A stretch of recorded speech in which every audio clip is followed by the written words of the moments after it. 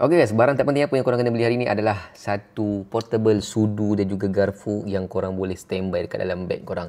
Lagi-lagi untuk korang yang suka hiking ke, korang suka pergi camping ke, ini adalah portable sudu garfu yang korang dapatkan. Okey, dekat sebelah ni ada garfu macam ni korang boleh buka, dan sebelah dia ada sudu macam ni korang boleh buka juga. Tapi takkan nak makan macam ni kan?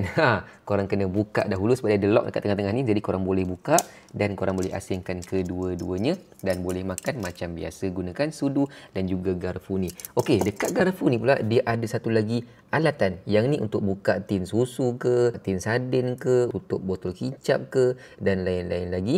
Dan untuk sudu pula dia ada bagi satu pisau. Tapi pisau dia tak apa tajam sangat, cukuplah untuk kita potong roti, potong biskut ke, potong benda-benda yang lembut-lembut. So guys, kat mana dapatkan? Link ada kat bawah, tekan aja, lepas tu boleh terus check out. Habis guna, boleh basuh dan simpan. Material dia stainless steel, dia tak karat, jangan risau. Kalau korang basuh, lepas tu korang simpan terus, tak ada masalah. Cantik kan?